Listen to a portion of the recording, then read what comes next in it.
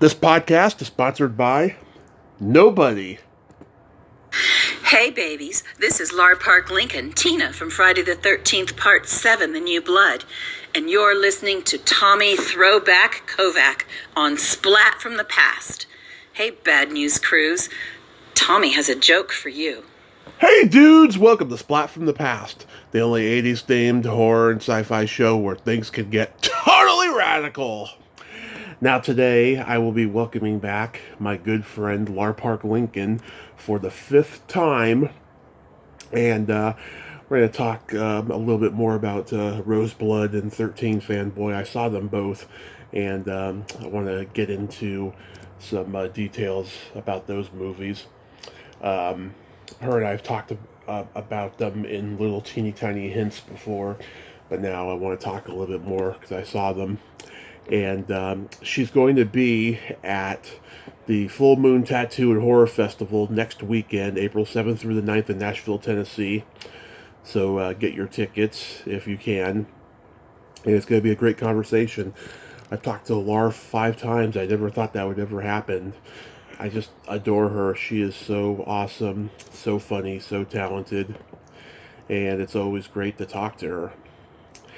And today is the first episode of Spring April, and it's April Fool's Day. I also want to announce that I'm going to change things up a little bit. I'm going to be conducting this interview naked. April Fools. Oh, you really thought I would do that, right? No. Not at all. But I bet it made you horny. Randy. So yeah, here is my new interview with Lar Park Lincoln.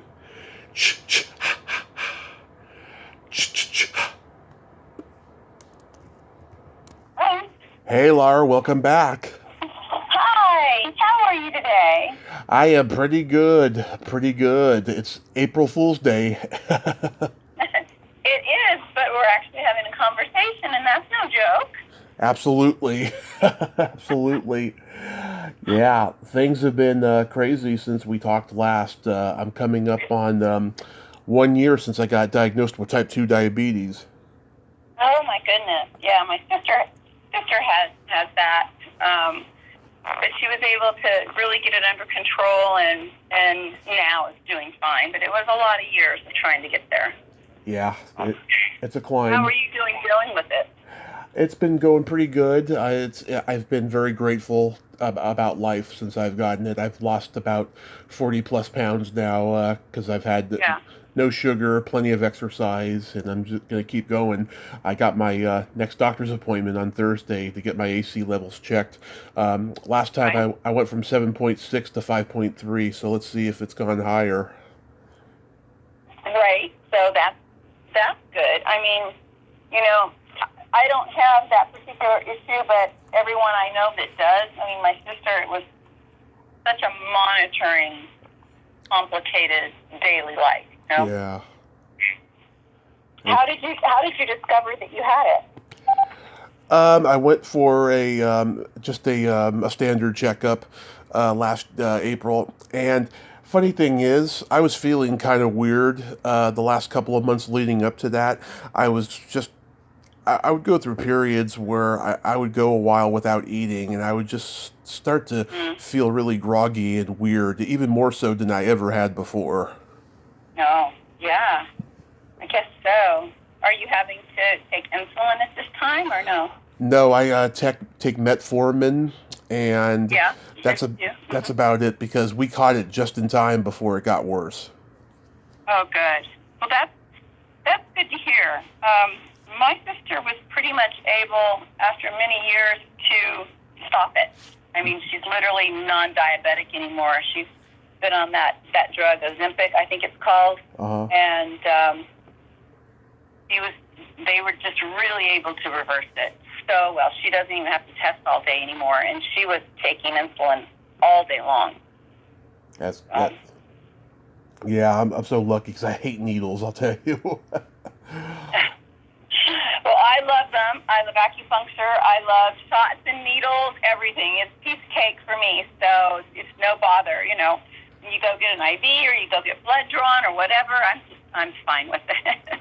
Interesting. I'm always getting injections in my neck for muscle spasms in my shoulder, and I don't even put the numbing stuff or the anesthesia. I'm fine. Just inject. Okay. Yeah, I'm the complete opposite, and it runs in my family. But goodness. Yeah. What bothers you about it? What bothers people about that, really? It's just that pinch. It doesn't feel good. But I will tell you this though: the technology in needles have gotten a little bit better. So Yeah. they've gotten a little less painful. But occasionally, I'll get that one that just like makes me scream. Oh my word. Well, I'm sorry to hear that. I know a lot of people have that issue. I had a serious iron level condition a few years ago. Mm-hmm. Like really, really bad. It was killing me, and I was very grateful I was in Europe at the time because the healthcare is so good. And I had seen 4 doctors in the States within just 2 weeks before leaving, and none of them figured out with a simple blood test how low my iron was. And I went into ICU and had transfusions, and France fixed me up really well. Nice. Yeah.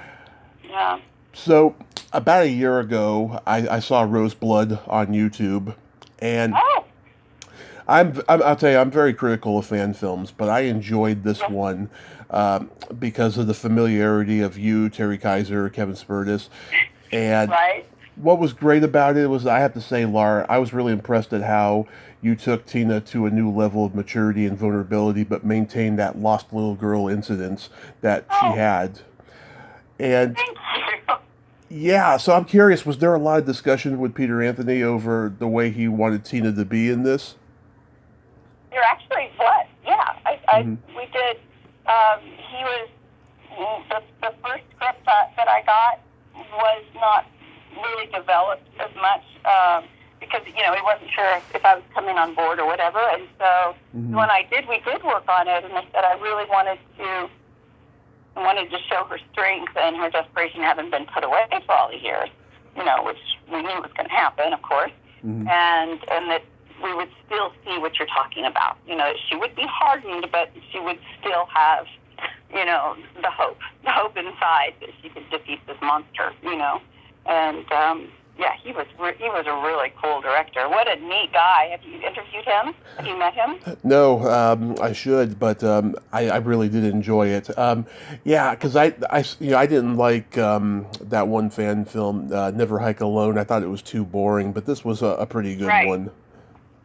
Yeah, he really put the work into this film. It was like, full film with the effects from top to bottom all the way through, I loved it. I had a great time, and I know Terry and Kevin did too. We had a lot of fun bringing them back also. Yeah, that Jason Brooks, he was big like Kane, I'll tell you. Yeah. He's a really cool guy also. And he knows Kane. I know that they had talked where he played that role, and I think he did a great job with it. And he does a lot of other things, as does Peter. They've really created careers. And both of those guys have regular full-time jobs, and yet they're full-time in the industry, which is crazy awesome. Yeah. They treat everybody really well. The whole crew of that, I'd work with that group again in a second. They were really pulled together. It was really surprising. And Terry and Kevin and I talked about it. We were just like, wow, this feels more like a Paramount production than Paramount did. Yeah. Nice. They got the technology now to make it like that. Yeah. But, he didn't use any CGI while we were doing anything. All of the effects were done right there. Even things blowing past my face or something. It was Peter standing off screen, throwing things through the air with big fans. And, he was trying to make it as realistic to a sequel as he could, and found all of those matching props and things that were in the original, which was crazy. So yeah, it was like stepping back into time, Mm-hmm. and quite fun to get to play her again. Gotta say. I laughed so hard though when Jason killed that doctor and the blood squirted on your forehead, and then you finished the crossword puzzle, Rose. Right. That scene was great. I loved it. Yeah. That was really fun. Mm-hmm. Did they have to do The guy that? that played that orderly, Mm-hmm. sort of was Todd Jenkins. He's local to Dallas also, so I had known him prior, Oh. but I didn't know until I guess we got further into it that he was cast in that role. So that was a lot of fun too. Did they have to do that a lot to you? No, one take. Oh, wow. Yeah, we did one take. I had the wig and I had all the stuff on, and I wanted to get totally covered Mm-hmm. in it, and I wish we had. I wish Peter had just gone ahead and done it. I thought that would have been cool, but he just wanted that splatter kind of effect happening, which also looks pretty good. So. Yeah. Yeah. That is so cool. And I saw 13 Fanboy when it first got released, and Oh yeah. Mm-hmm. apparently Deborah didn't notice till later, but it was on YouTube for like a week or something, and I saw it that weekend when it was released. And Yeah. there's a lot of controversy surrounding the movie because contributors didn't get the perks they were promised, and my friend, I didn't know. yeah, and my friend Greg Gilbert, he got bullied by a couple people and all this stuff, the horrible stuff. But the movie, it didn't turn out to be what I thought it would. But there was a lot of things I liked about it, and one of the things I liked was your performance. Oh, thank you. I liked it. I enjoyed doing that film, and I remember speaking with Deborah Mm-hmm. at the beginning of it, and you're leaving it open, that Tina may not have died in that basement. We're not really sure, which I liked, quite a bit. And I didn't know that there had been problems with it. I know Greg also, and Yeah. So sometimes, and it was a union project, so Yeah. I don't really know anything about the. It's awful. People didn't get their perks. I know Peter Anthony on Roseblood. That man is still sending out massive perks, and he sends me these huge boxes of swords and masks, and he sends them here, and I sign them, and then I send them to either Terry or Kevin, and they send it to the other one, and then we send them back to him. And it's this massive production because he had so many people involved. Oh, And yeah. wow, I mean, he calls and he says, like, there's a big box coming, and there is. It's, like, full of stuff. And then I have to repack those knives, the big machetes. Yeah. I know he has done a lot of work on getting perks out on that one, for sure. Yeah, it was just so crazy because as time went on, before the movie was even filmed, I just saw people getting added as producers and getting the perks of like having a role and stuff, and I was like, God, how are they going to fit all these people in it? Yeah, he did it, right? He just did it. Yeah. Like, there was one guy, and his name escapes me completely, but it's the scene where the orderly is harassing one of the scenes, and he's a guy that's like another orderly, and he kind of gets thrown against the wall, and was a non-actor, or a brand new actor, I think he was, that we were working with in that scene, and he was a nice guy and really nervous, I guess, because we were all in there and didn't realize that he was a newer actor. I was kind of watching him get thrown against the wall, and then realizing, oh, that's a pretty new actor. He's probably really nervous right now. Yeah, I also liked Tracy Savage in it. She hasn't acted in years, and she was fantastic, I thought. Yeah, she was fantastic. I know. I loved all of that. And then my good friend Becca Rose, she did crew work on it and everything. And then she had, this was in 13 Fanboy. She had some scenes that they put in, but they ended up having to cut them because the storyline went a different way. But I think Becca worked on scenes with Tracy Savage. I think she did, yeah.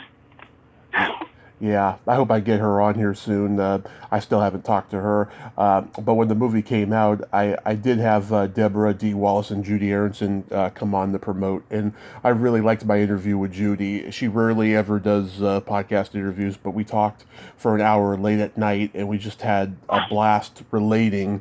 And she's even recommended me to a few I people. really liked her. I found her to be a really interesting person.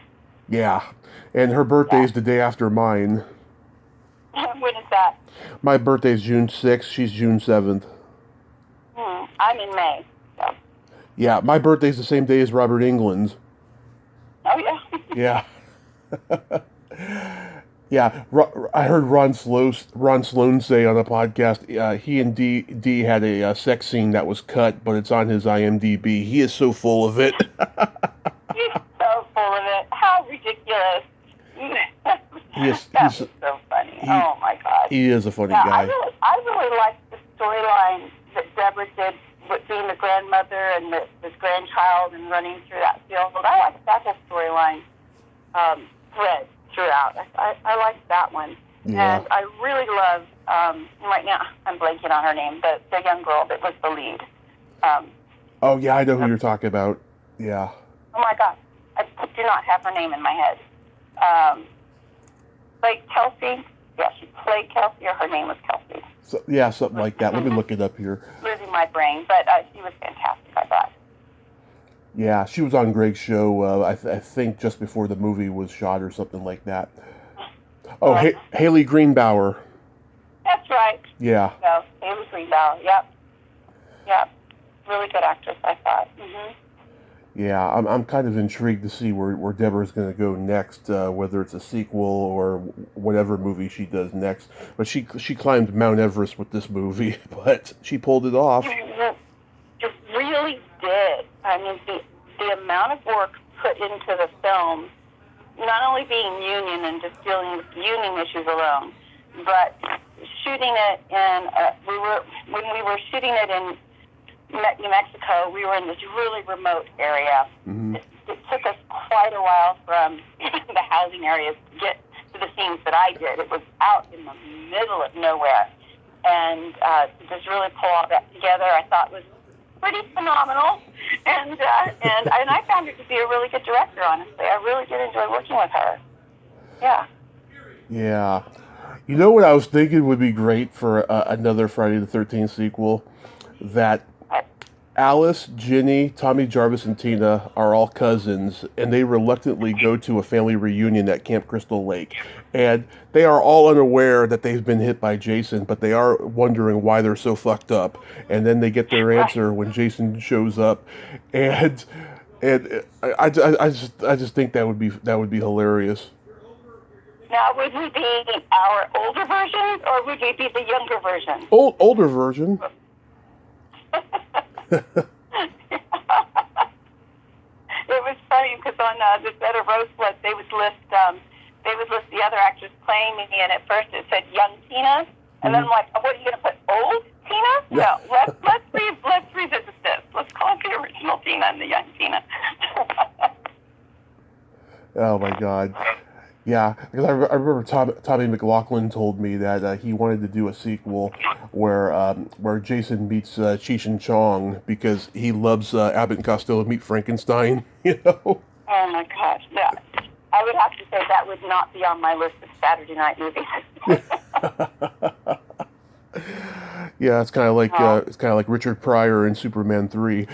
Oh my God, no, it's ridiculous. This year, of course, is 35 years since The New Blood. Are you just like, pinching yourself like, wow, has it been that long?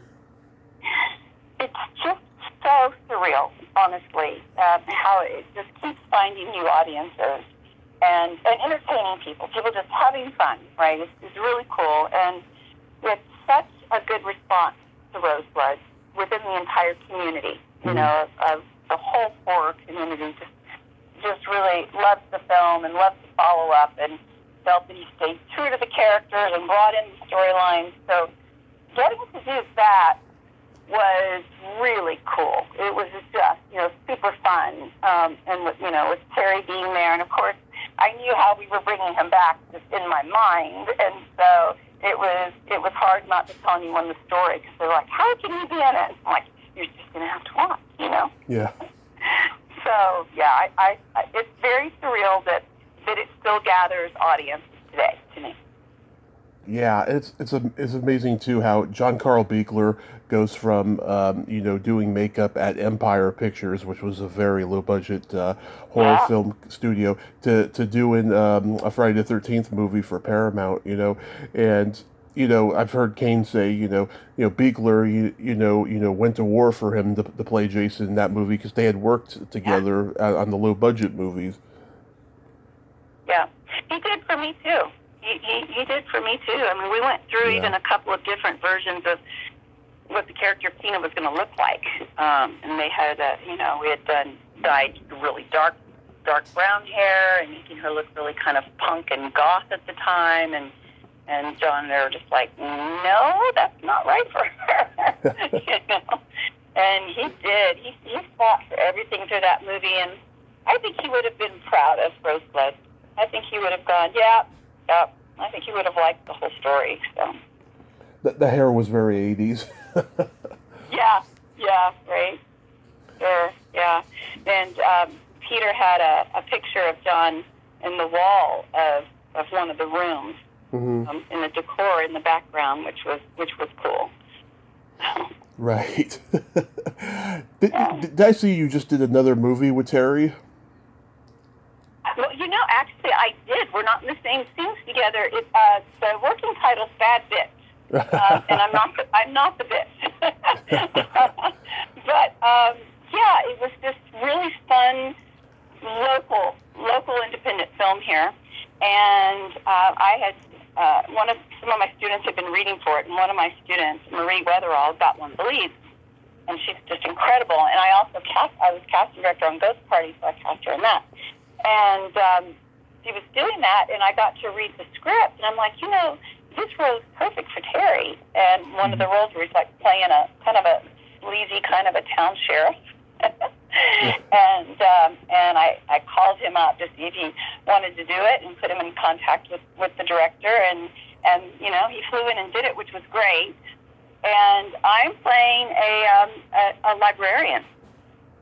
And I really wanted to do the role. I wanted to just do the last few years I wanted to do, besides obviously Friday the 13th where I was playing Tina, but I've wanted to do things that had different characters to them. And so that's kind of what I've had my eye on, and just playing this little small town librarian who sets up some funny jokes. And it was great. We shot about 2 hours outside of Dallas. And and it was fun. I just texted Trenton Judson, who's the director of that, before we got on our call to see if he had any release dates on it or anything. So if he texts me back while we're chatting, I'll let you know. Wow, is it a comedy? It's got comedy, but it's a drama about it's a very tiny town, and it was shot in this little town here outside of Texas that was known for famous country singer, and it was just this really quaint small town.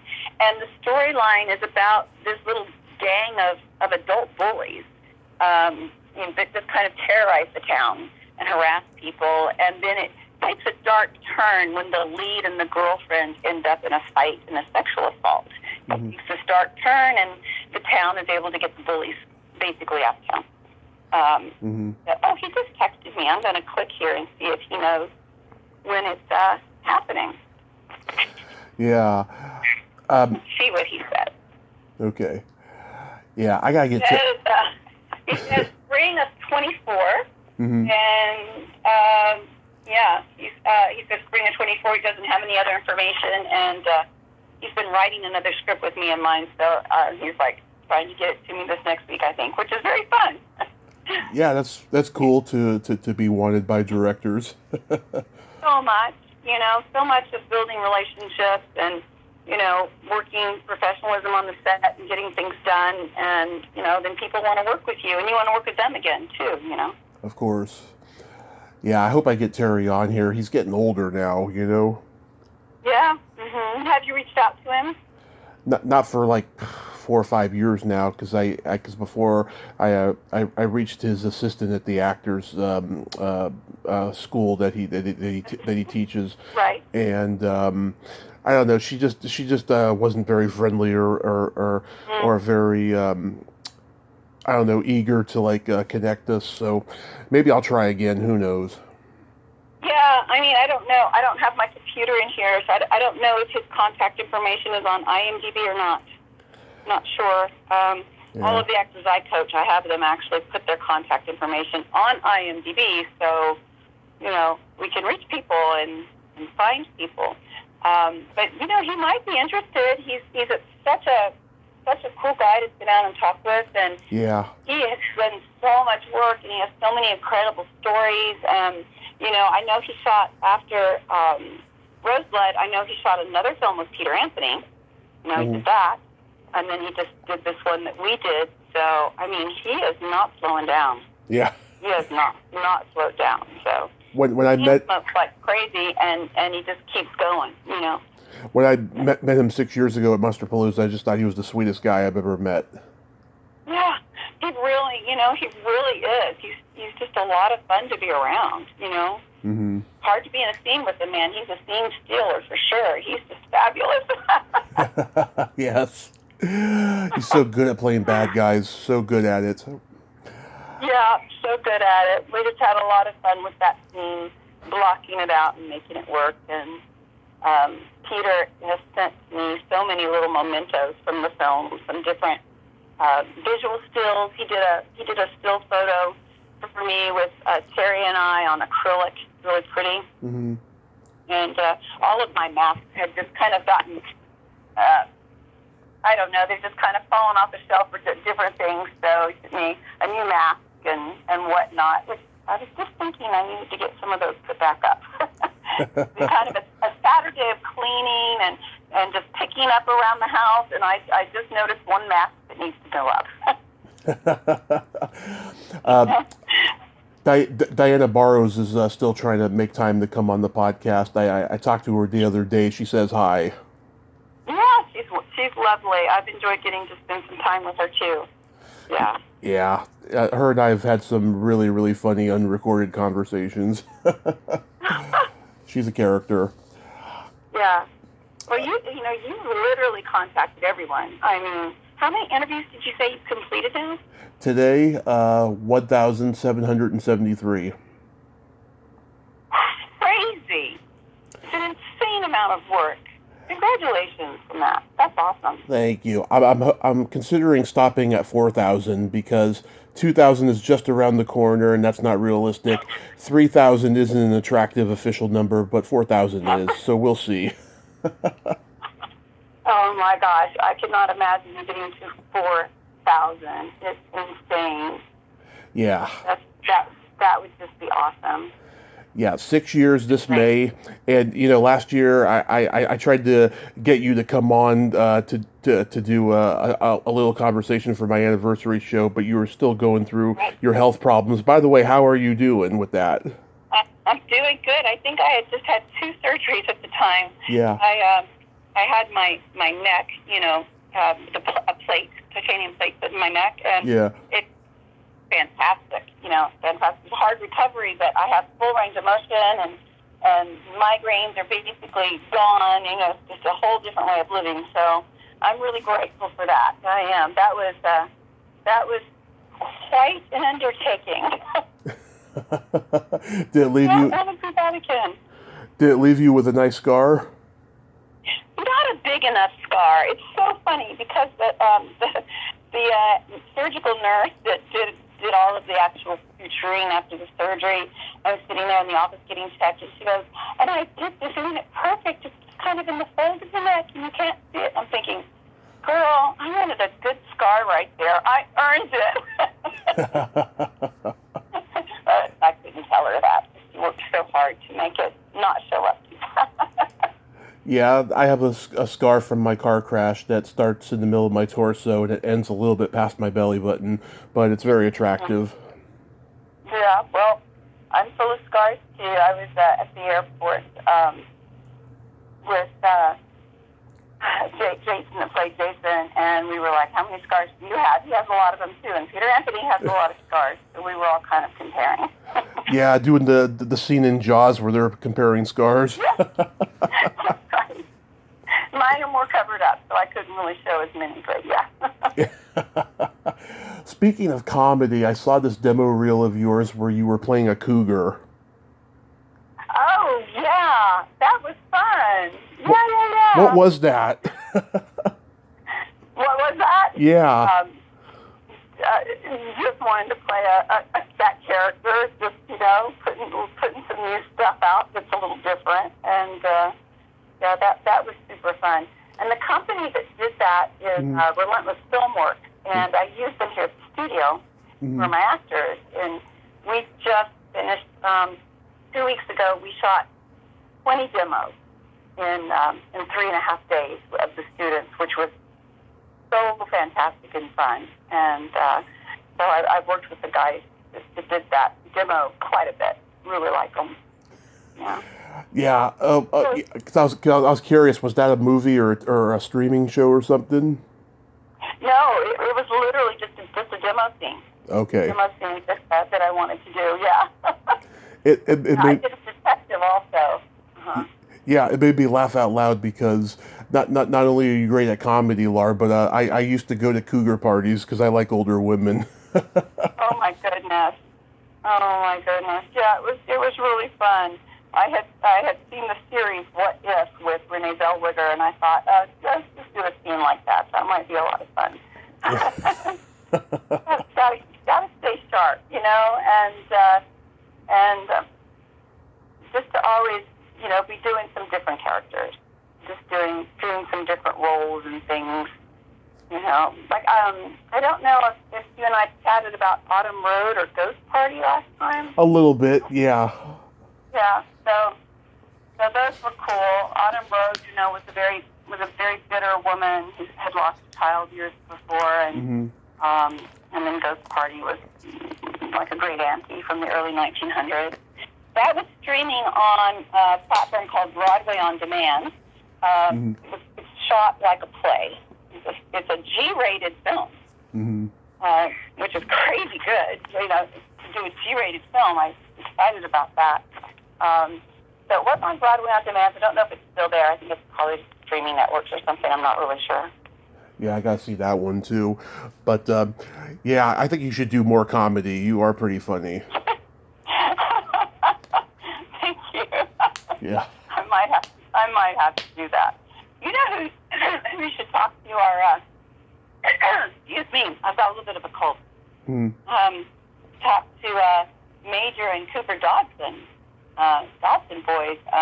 Both were major student of mine, and we did Walking Dead, American Horror Story, and we just had Tyson's Run out last year with Amy Smart playing his mother.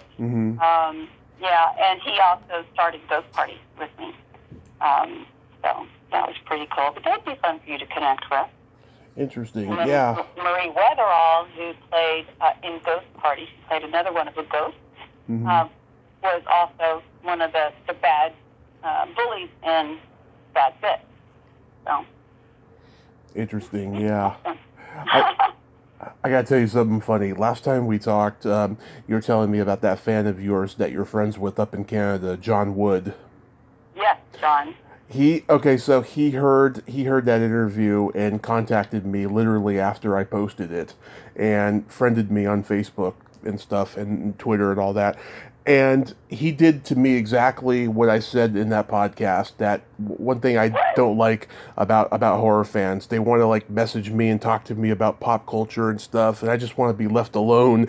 And I had to set some boundaries, but I think he was just doing it just to annoy me on purpose, just to play around, because he heard it, right?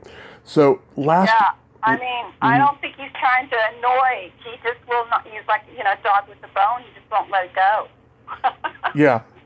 So last May, I do another podcast with Cindy Hines, the little girl in the Brood, and it was a very graphic podcast about my past sexcapades, because her and I are like-minded, And John not only heard that episode, but he also shared it all over social media. And I thought to myself, ooh, John Wood's a pervert. I got some dirt on him. Oh, no. Oh, no. Well, I don't know anything about that. I didn't hear that interview, and I don't know that actress. So. No, but Just have to. because I know John will hear this, so I just, giving him some shit is what I'm doing. Oh, my goodness. Yeah, he's something. Let me tell you, if ever I need to know anything about myself, he will find it for me. If I need to know if there's an article somewhere, John will find it. That is sweet. That is. Yeah, it really is. It really is. I saw you. I saw you post a petition for Freddy's Nightmares to be released on DVD or whatever. Yeah, I saw that. It just kind of came across my social media. So I'm like, yeah, I don't know the guys who was doing it, but I'm like, oh yeah, please, Mm-hmm. Yeah, Warner Brothers and Laura Mar, they owned the show, and they posted they released episodes on video back in the day. I remember, and yeah, I don't know why it's never been released on DVD or Blu-ray. I maybe there's a legal issue or something. I don't recall if they ever used licensed music on there. I don't know. No idea, but Knots Landing's the same. They've never released it on DVD. That's odd. Yeah, because I think Dallas was on DVD and Falcon Crest, but not Knots Landing, huh? Right. Some of the same executive producers. So, I mean, I'd always been told different stories about why, but I don't really know. It's a shame. I had a fan who was absolutely amazing, and he had taken every one of the 52, 54 episodes I did and put it on a small thumb drive, back to back, all of them, and sent that to me. And that was an incredible present, let me tell you. Yeah. When you did that episode, It's a Miserable Life, did you know that that Tom had directed 6 and he knew that you were in 7? Yes, I did, because he just gave me a direct offer for that. He didn't require an audition. So that's right. He was doing it off of the other work. So, yeah, sure did. And it was cool working with him, too. He's a neat guy. Yeah, he's an interesting character. I've talked to him, and of course I've had Nancy on a couple of times.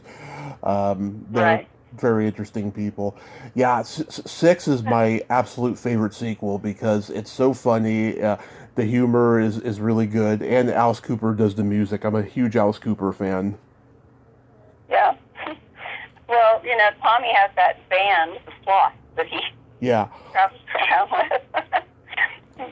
I gotta go on YouTube and listen to their music if there's any like old shows posted of theirs. I'm pretty curious to how they sound. I don't even know. I've never actually. If they're ever playing when we're at a convention or something, it's always, it's later at night when they start doing that kind of stuff, and I'm usually crashed because we have to be up again the next day. I'm like, are you kidding? I've got to open these eyes in the morning. Have you met this guy Wayne Byrne? Say it again? Have you met this guy Wayne Byrne? Doesn't sound familiar, but he has a book out about Freddy's Nightmares, and I had him on last year, and I just had him on again because he wrote a book about one of my favorite directors, Walter Hill, and he's a really nice guy. He's from Ireland, got the accent and everything. And this book he wrote, it's mainly about Freddy's Nightmares. He goes a little bit into the movies, of the Freddy movies too. And I haven't gotten the book yet, but I've been hearing it's pretty good. And his name is what? Wayne Byrne. Wayne Byrne, okay. And, Walter Hill, as a director, right? Walter Hill, I read for him on a few things. Really? Was it? Yeah, I'm trying to think of what some of those films were, because I'm guessing you read for Westerns. No, it wasn't Westerns. No, do you have your IMDb handy? Yeah. Let's look it up.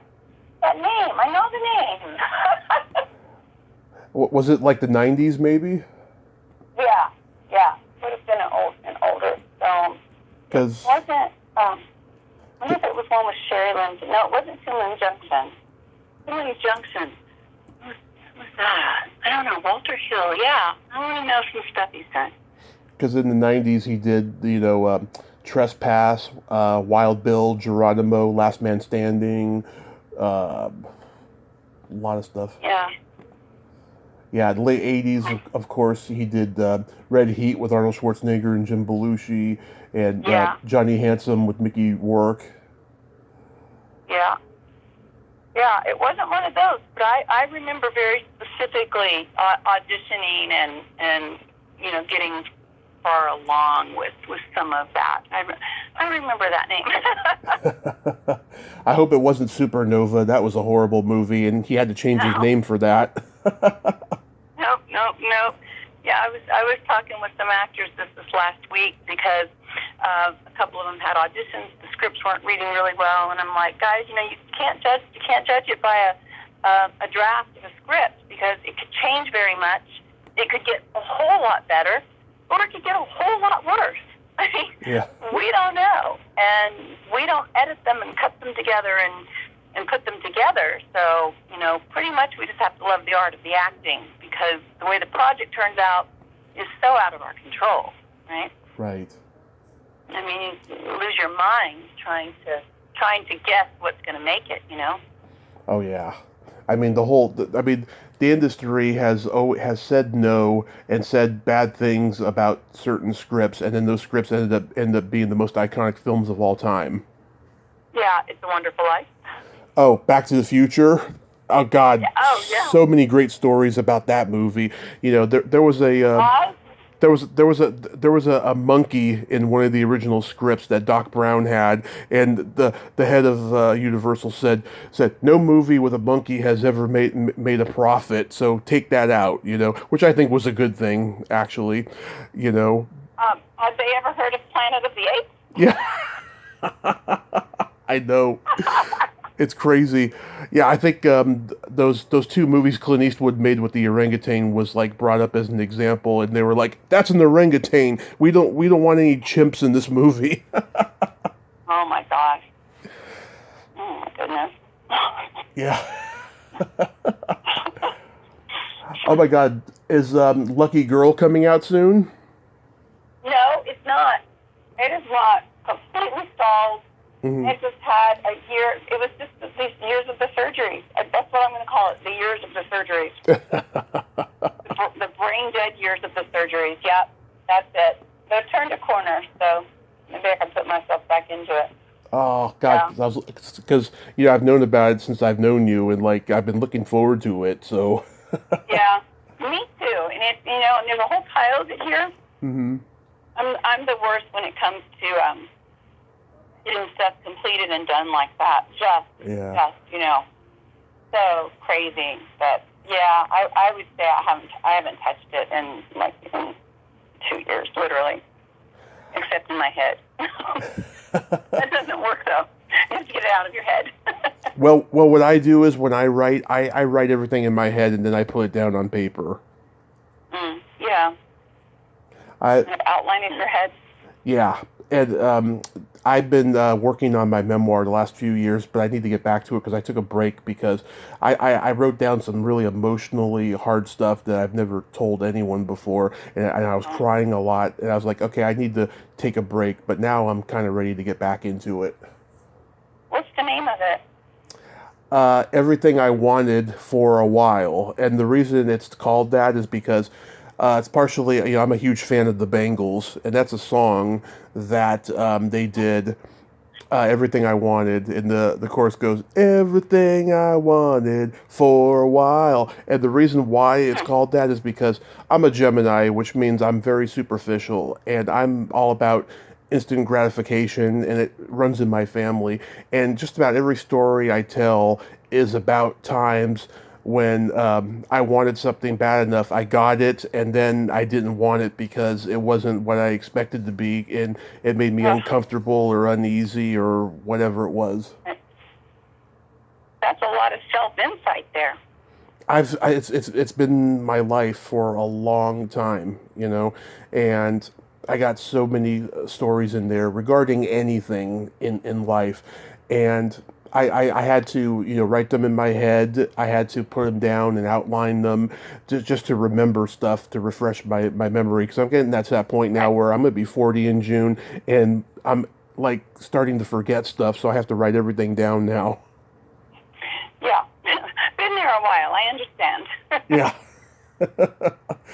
Yeah, and hopefully, I'm going to be moving either to Modesto or back to the Bay Area sometime this year, because renting over here is it's just boring over here, and I need a lot more peace and quiet. So I'll be able to do it, once I move and stuff. That'll be really nice to move to either one of those places. Yeah, and to actually get the book finished too, it's going to be a miracle. Well, you know what I mean then. You know how you just put it down and walk away, and then regular life creeps in and whatnot. I'm always writing the lesson plans out for the students, and I get stuck in a kind of a cycle of trying to get something written acting studio-wise, and then I get that, and then I move to the other. I think it's just the nature of the beast. I really do. Yeah. It's just not easy. It's just not easy. I'm the kind of person that when stuff is done, I very rarely actually like it. It's not usually perfect enough, and that's where I get stuck.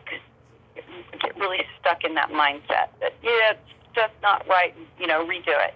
So I just I finally completed everything on my my first online acting program. Mm-hmm. We'll start acting today. And it's for very, very, very beginners. It's a 12-video lesson program. Mm-hmm. And I go back in there and find a million things I hate about it and want to reshoot it and want to do this and want to do that. And just the other day I was doing some free career coaching calls on social media, and my assistant Grace was saying, I'll pull these pieces out and make you a reel or whatever. And I'm like, I hate them. I think they look horrible. I didn't like. And then I had a couple of friends and my sister over, and they're like, no, they look good. They made a lot of sense. We like them. But sometimes, that's the direction I go. I just get very perfectionistic, and that can just shut you down, Mm-hmm. Your assistant Grace contacted me a few months after you and I talked last because something you were doing was coming out, and I told her, I said, Laura and I just talked, and she's always welcome on, but I am jam-packed through the holidays. I am so sorry. I remember that. She's really lovely. Yeah. She is. She handles so much stuff. She can just go in and see all of the random notes that I kind of make everywhere. And, Mm-hmm. The middle of the night notes and the early morning notes and reach out to people and all of that. So yeah, I'm glad. I think she's just a great help. Really is. Well, I feel so flattered that my name was on the list. I really am. Absolutely. Absolutely. Hey, how's your grandbaby doing? Oh, well, thank you for asking. She is 2.5. Yeah. And just so stinking cute, She's Yeah. just a sweet little thing. And, right now they're back home, and she's doing great. She's speaking several languages. So, and with baby babble, that can get a little complicated when they're babbling in multiple languages. So like this last summer that they were here was the first time she'd gone to a little daycare school where the kids spoke English. So It was just like, oh, this whole thing is crazy, all these languages. And my daughter Piper just became a French citizen a couple weeks ago. Oh. I was really excited about that for her. So she has her dual citizenship now, which I think is great. Yeah. And hard to do. hard to do as an adult. You had to really study and plan and be ready for that. See, you are a lucky girl. You got to get that book out. I know. I am in so many ways you can't even imagine. Seriously, just so many ways. So I certainly have no business ever complaining about anything. If I could just quit searching wishing for perfect in things, it would be much better. Now, next... Struggles. Yeah. Oh, life is a struggle. Yeah. Life is a struggle. So next weekend, April 7th through the 9th, you'll be at Full Moon Tattoo and Horror Festival in Nashville, Tennessee. This is interesting. A tattoo show and a horror film festival. Is this the first one of that kind? No, they've been doing it. I went to one years ago, and it was fantastic. Yeah, it was really cool. They have all of those artists are lined up in one area, and then they have the actors. It's really different, really interesting. So this Full Moon has done it a couple times. I feel like it was in Florida, but that might have been called something else. I know I did Spooky in Florida, but yeah, I'm really looking forward to it. Yeah. Now, do you have any tattoos? I don't. No. Don't. Do you? No. But for years before my accident, I wanted a tattoo of Bart Simpson mooning on my stomach, and my belly button would be his asshole. But because I got that scar, I couldn't do it now.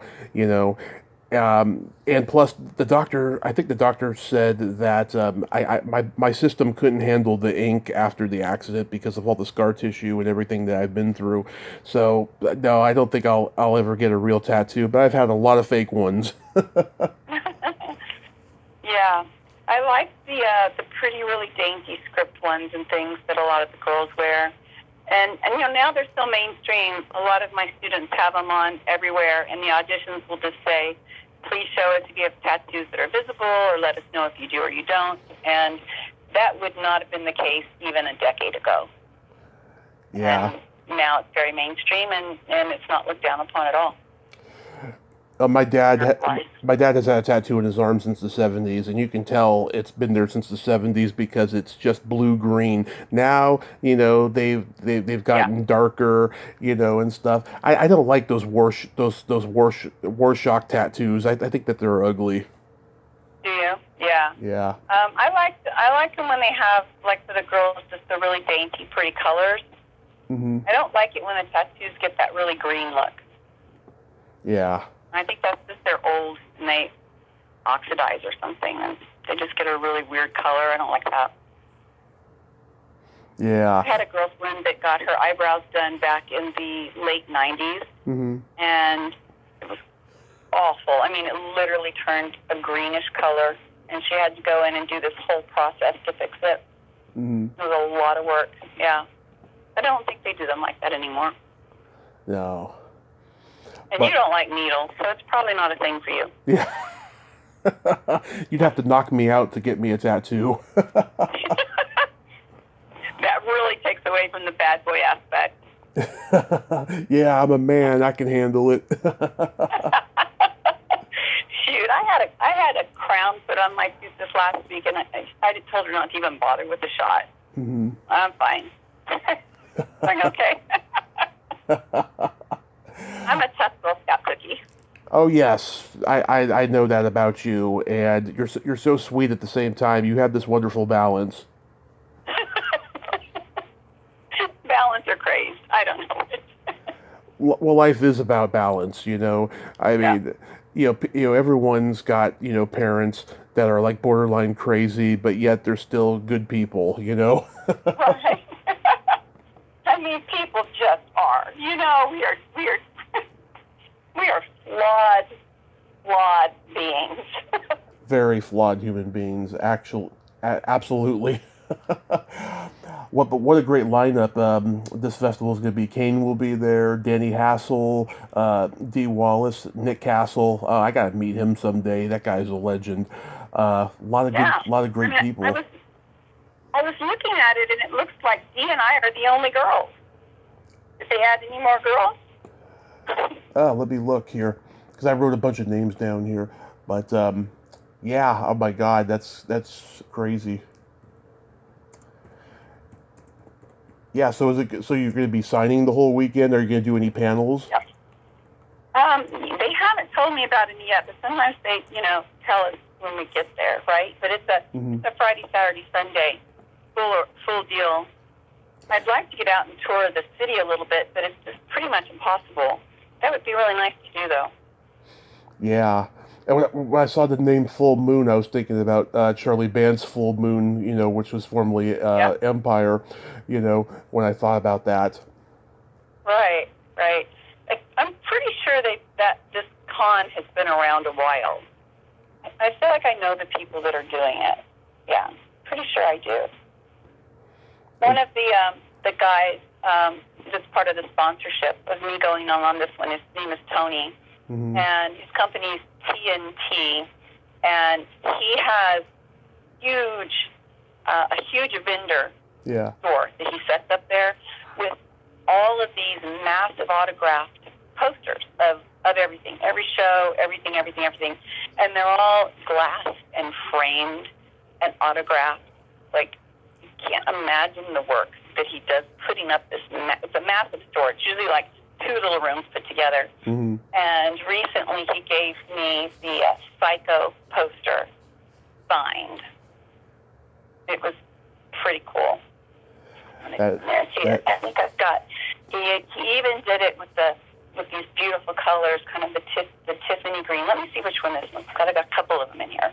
Let me see what this last one was. I love it so much. Mm-hmm. Let's see. Yeah, this one was the birds, the hippie hindrance, and it's autographed, and it's so pretty. Nice. But yeah.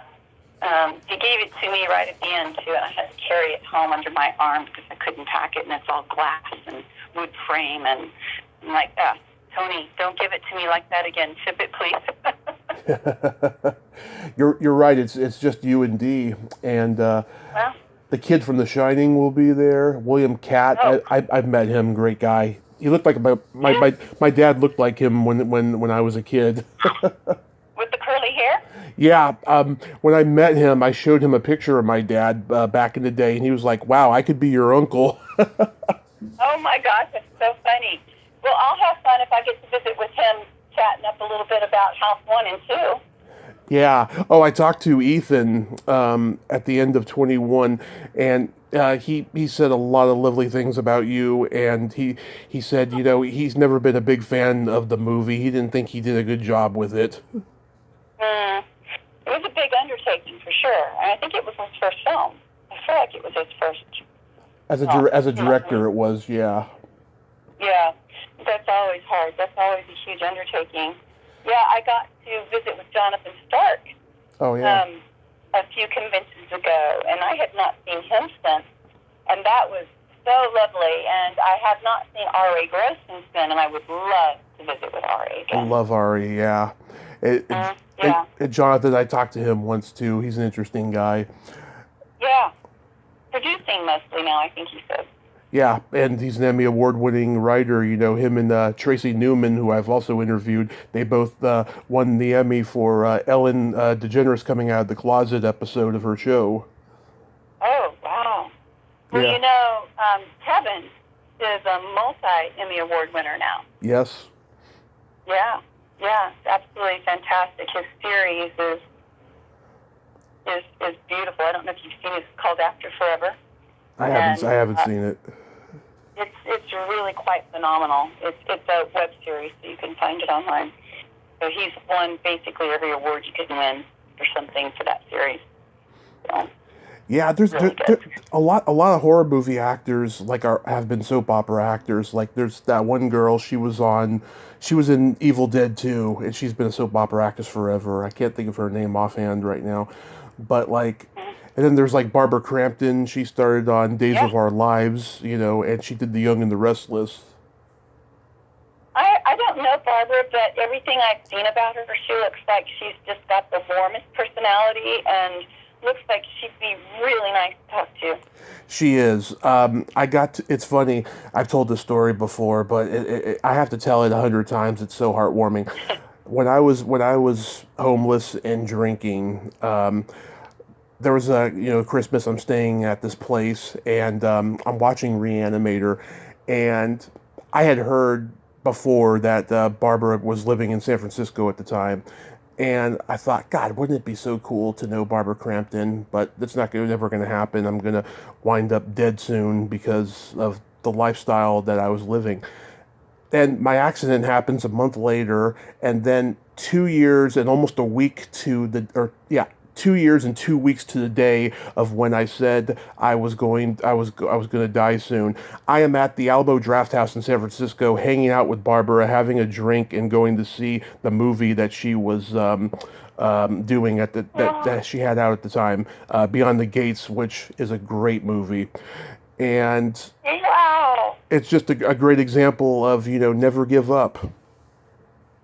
It's a really great story, and it's so true. It is so true. Like, I'll tell actors all the time when they're saying, I just need one break. I just need this break, and I didn't get it. And I'm always saying, it's not one break. It's a series of a whole bunch of things you do, one foot after the other, Yeah. Just keep doing and keep building and trying not to fall backwards. And if you fall backwards, you just keep going forward. And that's how I've always tried to be. Even if I, get in the dumps and have a period of for a while, try to, pull yourself back out and keep going forward. Oh, you are a warrior, Lar, because you've conquered cancer, you've conquered a stalker, you've done all these wonderful things, and you're going to keep at it. Yeah. Well, I feel very lucky. I really do. I don't feel like I attract anything negative. Just crazy things happen. Just how you deal with it, right?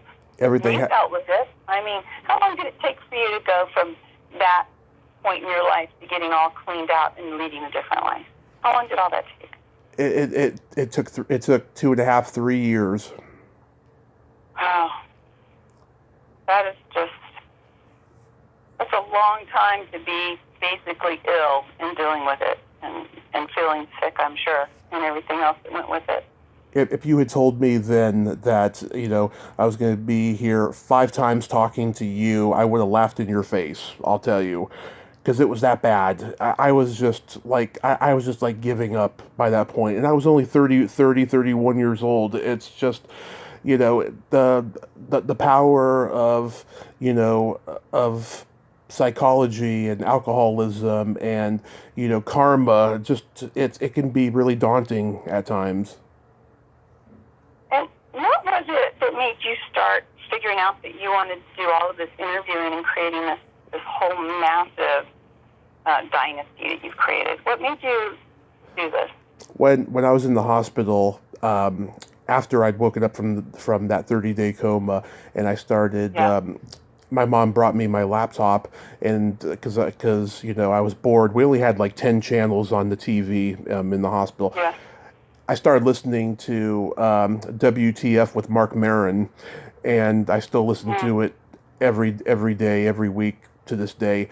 I always knew him as a comedian, but I didn't know that he had this podcast for 6 years up to that point. And I was like, God, he is a great interviewer. And this show has kind of a talk radio feel to it that's lacking in media today. And the celebrities that he's talking to are swearing. I'm like, this is the kind of show I want to do, that I would love to do, if I could do a podcast. Well, I got out of the hospital June of 2015, and then by January, once I'm starting to feel better and I'm getting my strength back and everything, I went to a lot of the local stand-up comedians in the Bay Area that I had known through stand-up, and they were not on board with me, and that's a whole long deal. But 6 months later, my mom gets me the best birthday present ever. She had finally been working a job, making the most money she ever had, and she got me a VIP package to see Kevin Smith do a screening of his latest movie at the San Jose Improv and all of that stuff. I got to meet him. It was one of the most fantastic moments of my life. And during the show, there was a shitload of technical delays. And he gave all these speeches. He's a guy, he can talk like no problem. And he gave the speech about podcasting, about how, he kind of pioneered it and how it's blowing up, and stuff. And he said, start a podcast, communicate, talk about, what your feelings are. Don't be so negative on the internet, because there was so much negativity coming on the internet at that time. And it motivated me to try again. And so when my mom and I finally had a safe place, to live in. We moved up here to Reading. I started, within 4 weeks of moving up here, and that's what I've been doing ever since. Yeah. Well, it's a really good story. I mean, Yeah. it's a good story because of how successful you've been in creating really genuine friendships, I think. Yes, I've been so lucky with that. Yeah. I think that's the difference. Yeah. You find people that that you're going to have genuine friendships with for a long, long time, and then you're going to find people that you're glad you don't have friendships with, and you're like, oh my god, I've been disappointed by my hero or something. Oh gosh. Yeah. But at least that makes a good story too. Yeah. I mean, everybody doesn't need to belong in the circle, Exactly. Yeah, that's what people need to know now, because with all this, Right. political stuff of, inclusion, transgender rights, and gay rights, and Democrat, Republican, whatever, people don't realize that there's people that don't belong in certain circles. It's not to say that you need to be mean to this person and exclude them Right. because of who they are, but because they could be a toxic narcissist, you need to say, "See ya," Yeah. Exactly. And, surround yourself with people that you actually want to be around, or, that you'll take their phone call from, or you'll visit with, that kind of thing. And then, you've got your friends you don't talk to forever, and you pick up the phone, and it's like you talked to them that morning. Yeah, I have a guest who lives an hour away, and we're finally getting together in 2 weeks, and I'm so excited. Oh, wow. Yeah, we're gonna have dinner. She's gonna be in the area for a day or two, and so we're just gonna go have dinner and then hang out and do whatever afterwards, just talk and stuff. And I'm excited about that. That'll be really nice. And, I did that with John Wood. Yeah. Yeah. We had a really nice dinner in Canada. It was a lot of fun. It's like, I want to meet this guy. He draws me every single day. Yeah. Our day will come. I'll see you at a convention. Hopefully you'll come to California eventually, and we'll make that happen. Yeah. And I'll recognize your voice first, and I'll be like, no, wait a minute. Yeah. Walter Hill? No, not Walter Hill. I should say that. I should come up to you and say, Walter Hill, and then you'll know my voice. Yeah. Like, oh, you're Walter Hill. Yeah, okay. Do you have any other upcoming projects you want to mention?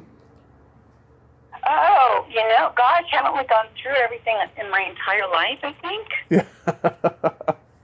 You don't have... I just go ahead. I feel really lucky that I've been able to do, 5 films in the last couple of years. Yeah. And get the acting program started for the beginners. I feel really lucky I've been able to pull that off. And I was talking with my friend Becca this morning just about the pandemic and all the different directions that everybody had to go into, and how we all were just kind of surviving, keeping our head above water, Mm-hmm. And shooting these films literally during a pandemic was just bizarre and such an experience, and I'm really glad I got to do it, Mm-hmm. I'm glad I got to experience the still working during a time when it seemed like it couldn't be possible to shoot films Mm-hmm. in a pandemic in a mask, Yeah. Craziness, so. And more importantly, too, your students are working. They are working, which is pretty exciting. Yeah, they really are.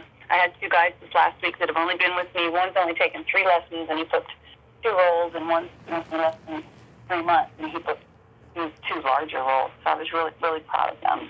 Yeah, really proud of them. It takes a lot of work to jump in this business. You gotta have some pretty thick skin. So Oh yeah. it's a lot of bravery on any side of our industry, don't you think? Yeah, I think a lot of acting teachers should teach. It's gotten better because now they're teaching, auditions and demo Right. reels and so forth. One thing that they should teach too, I think, is teach students how to create their own content so they can Right. so they can work on their own and get seen for stuff. And I noticed a lot of them don't do that yet. Right. I think it's just kind of overwhelming. It's like finishing a book, Yeah. So it's kind of an overwhelming thing. Some do, and some don't, Yeah, this one actress I'm friends with out in LA who's a successful acting teacher like you, her students work, and it's no wonder because when she was a little girl, she was a child actress, and she was so good at the age of 9 or 10 that that it's no wonder that her students are working. She was well beyond Yeah. her years and stuff, and yeah, I mean she's teaching all that stuff to them, and Yeah, she knows her industry really well, and I yeah. love to hear that. I love to hear that there's really really good coaches out there teaching what's going on today. I love to hear that because there's a lot that aren't. So Yeah. Oh, there's a lot of bitter teachers, a lot of bitter actors yeah, that are teaching out there, and yeah, just telling their students who they are and what they should do and all of that. That's always been around. I mean, even Strasberg was like that to an extent. right, right, yeah. Okay, I have a joke I think you're gonna get. Oh my God, I never get your jokes. This is an easy one. This is really, really Yeah. easy. What do you call a boy that doesn't masturbate? I don't know, sad. A liar. Oh, I heard that. See I that? heard a joke this morning. Let me see if I can remember it. Okay. I always do this and I can't remember it. Oh, yeah.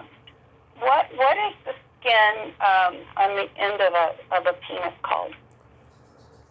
I have heard this one before, but you tell me.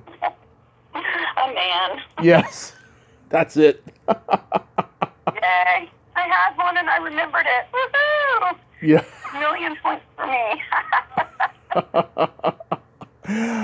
Lara, thank you for always being supportive of me. And next time you come back, we got to talk about Lucky Girl. I hope it'll be out by then. Oh, you're challenging me now. Oh, man. All right. Same. You get your stuff done, too. I'm just so glad you were able to chat a little bit today, and Yes. I hope the rest of your day and weekend goes great. Thank you so much. I hope the same for you and that you have a blast next weekend. And hope you find some good Southern food to eat there. Yeah, I might look for some of that. That might be good. Yeah. All right. All right. Take care, and I will talk to you again soon. Yes, talk to you again soon. Love you. Be safe. Love you back. Bye. Bye-bye. Well, there you have it. Lar Park Lincoln. God, isn't she wonderful? Isn't she a sweetheart? I just love her. She's so much fun. And yeah, that joke, I've heard that joke before over the years since I was probably in high school. I love it though. Yeah, I was like, okay, I know the punchline, but tell it to me anyways. I love her. I do. Go see her in Nashville next week if you happen to be there. Hopefully some way we'll book her in California and I'll get to see her. Well, until next time, this is Tommy Throwback Kovac saying there's no shame in living in the past because the present sucks. Later, dudes.